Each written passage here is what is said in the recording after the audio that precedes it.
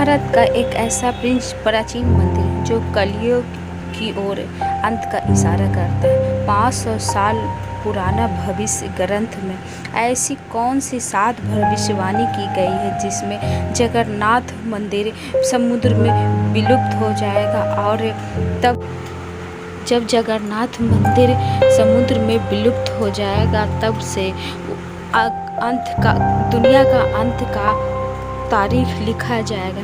इतिहास में एक नया अध्याय जोड़ दिया। मंदिर के पवित्र शिखर एक विशाल गरुड़ ने ध्वज को अपने साथ उड़ा लिया। ये कोई सामान्य घटना नहीं थी, यह कि कलयुग का संकेत। इतना ही नहीं, जगन्नाथ मंदिर में हर दिन ध्वज बदला जाता है। किसी ने दिन ध्वज नहीं बदला गया तो 18 साल के लिए ये मंदिर बंद हो जाएगा। आखिर इसके पीछे का राज क्या है? जगन्नाथ मंदिर के नियम और कानून इतने सख्त है कि पवित्र है कि इसमें पूर्व प्रधानमंत्री इंदिरा गांधी, रविन्द्रनाथ टैगोर और अंबेडकर और महात्मा गांधी जैसे बड़े महात्मा इंसान को प्रवेश की अनुमति नहीं दी गई है। आखिर इस मंदिर का राज क्या है? और सबसे चौंकाने वाले राज तो यह है कि ये एक बार भगवान जगन्नाथ ने हनुमान जी को बंदी बना लिया था और सोने की जंजीरों में जकड़कर उन्हें नदी के किनारे छोड़ दी। आज भी वह जगन्नाथ भगवान के मंदिर के पास हनुमान जी सोने के जकड़े जंजीर में दिखे जाते हैं। सवाल यह है कि इसके पीछे का राज क्या है? एक और बात, मंदिर के मुख्य द्वार प्रवेश करते समय 22 सीढ़ियाँ पार करनी पड़ती हैं, लेकिन इसमें से तीसरी सीढ़ी जो है, तीसरी सीढ़ी पे चढ़ना सख्त मना है, क्योंकि इसका सीधा संबंध यमराज से जुड़ा है। इन सभी प्रश्नों के उत्तर और जगन्नाथ मंदिर पूरा इतिहास, साथ ही इससे जुड़ी 15 ऐसी रहस्य जो विज्ञान और आस्था को दोनों को नज़रिए से और आपको चौंका देगी। तो आइए शुरू करते हैं इस अद्भुत रहस्यमय और डॉक्यूमेंट्री के ब्लॉग विथ रवि कुमार में, जो आपको तो आइए आपको ले चलते हैं अद्वितीय वास्तुकला पे, अनसुलझे कहानियों के अंदर जो वास्तुकला के हैं। तो आज हम जगन्नाथ भगवान के बारे में, जगन्नाथ मंदिर के रहस्य के बारे में हम जानेंगे। आपको हम पहले बता चुके हैं कि ब्रह्ममत में पहला भाग क्या है और उसमें क्यों कृष्ण भगवान की अधूरी बनाई गई, वो मैं आपको पहले नहीं देखा है तो प्लीज़ आप जा देखिए, लिंक डिस्क्रिप्शन में दिया गया है।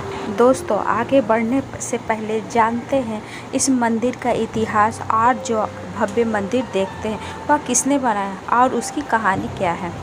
जगन्नाथ मंदिर का इतिहास हजारों साल पुराना है और इसका उल्लेख रुद्र पुराण, ब्रह्म पुराण और महाभारत जैसे ग्रंथों में किया गया है। स्कंद पुराण में भगवान विष्णु के नीलांचल पर्वत पर जो अवतार लिए हैं उनमें दिखाया गया। ब्रह्म पुराण और नारदीय पुराण में पुरुषोत्तम क्षेत्र कहा गया है। पद्म पुराण में भगवान राम के भाई शत्रुघ्न के यात्रा का भी वर्णन है। जगन्नाथ मंदिर का पुनर्निर्माण का श्रेय 12वीं शताब्दी के रघुवंश के राजा अनंत सिंह और गंग वंश गजपति राजाओं द्वारा और मंदिर से विकसित किया गया है। ऐसा माना जाता है कि मंदिर में स्थित देवता बहुत प्राचीन है और इनका संबंध सतयुग से प्रामाणिक क्षेत्र से और राम के भतीजे राजा इंद्रदुम से है। 1074 ईस्वी में राजा अनंत भीम ने उड़ीसा के सिंहासन पर बैठे एक ब्राह्मण की हत्या के बाद अपने पापों का प्रायश्चित के लिए उन्होंने जगन्नाथ मंदिर के दीवारों पर और सहायक मंदिरों का निर्माण कराया।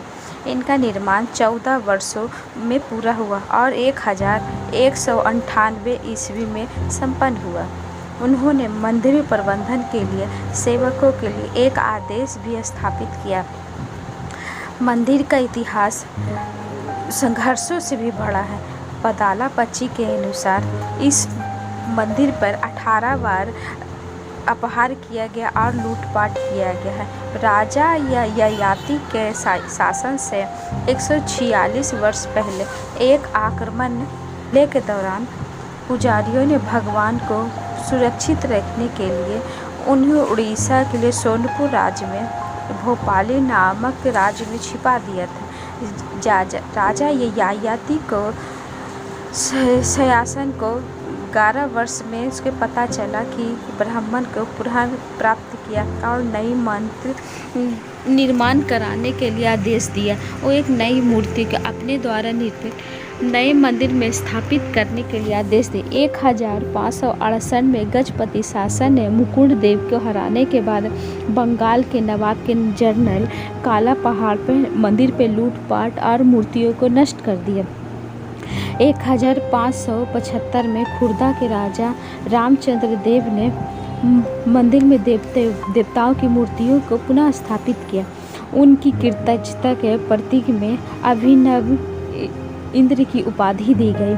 इसके बाद मुगल सम्राट औरंगजेब ने 1692 में मंदिर को बंद रखने का आदेश दिया, जो उनकी मृत्यु 1707 तक बंद रहा। अंततः 1890 में ब्रिटिश इंडिया ईस्ट कंपनी के मंदिर का प्रभाव राजाओं को लौटा दिया और अनुष्ठानों के लिए परंपराओं को सुरक्षित रखा, जो आज भी जारी है। दोस्तों, अगर अभी तक आपको सब्सक्राइब नहीं किया है तो प्लीज़ तुरंत कर लीजिए और कमेंट में जय जगन्नाथ लिखकर हर सनातनी भाई बहन को शेयर करें। आपका एक शेयर के लिए हमारे एक शेयर के लिए बहुत महत्वपूर्ण होते हैं।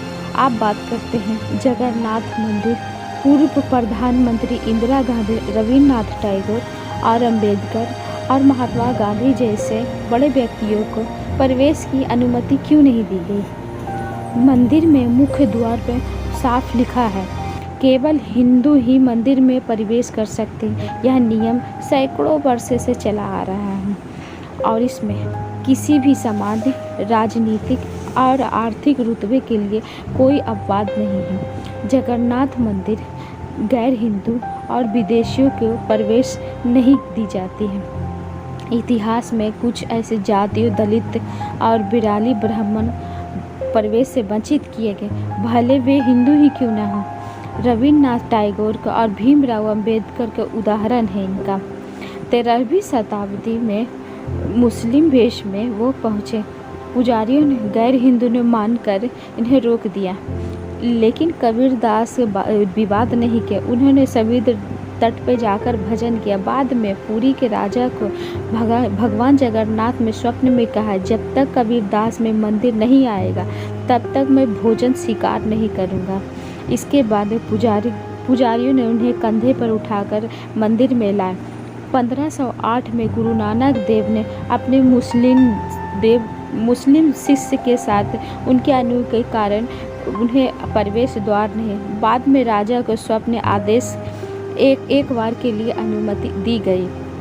1934 में महात्मा गांधी हरिजनों के, मुसलमानों के और ईसाइयों के साथ मंदिर पहुंचे थे, लेकिन उन्हें से हरिद्वार से ही रोक दिया। गांधी जी के प्रवेश नहीं किया और कहा, और जहां मेरे हरिजन भाइयों को प्रवेश नहीं, वहां मैं भी नहीं जाऊंगा। 1945 में डॉक्टर अंबेडकर के मंदिर दर्शन को पहुंचे, लेकिन दलित होने के कारण उन्हें भी प्रवेश नहीं दिया गया।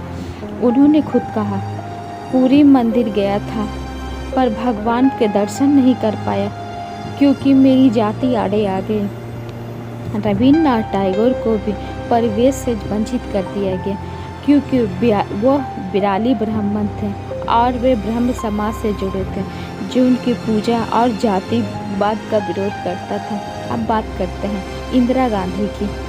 उन्हें भी मंदिर में प्रवेश नहीं किया गया क्योंकि उनका विवाह फिरोज गांधी से हुआ था जो फारसी थे। मंदिर की पुरानी परंपरा के अनुसार जिसमें गैर हिंदू से विवाह किया है उसे शुद्ध सनातनी नहीं माना जाता है और इसी कारण उन्हें भी प्रवेश नहीं किया गया। चलिए अब जानते हैं उस रहस्यमय भविष्यवाणी के बारे में जो जगन्नाथ में और कलयुग से जुड़ी हुई है और जिसका उल्लेख भविष्यवालिका ग्रंथ में लिखा हुआ है। भविष्यवालिका 16वीं शताब्दी महान संत अच्युतानंद द्वारा रचित गया था एक प्रसिद्ध रंच है जिसमें कलयुग का अंतिम चरण और जगन्नाथपुरी के लिए ये पार्ट 2 है। कृपा करके आप पार्ट 1 भी देख लें और मैं कोशिश करूँगी कि इसके आगे भी अभी 7वें सीढ़ी और 3 सीढ़ी पे जो चढ़ने की अनुमति नहीं दी गई है उसकी भी आपको जानकारी दूँ। तो देखने के लिए वीडियो धन्यवाद।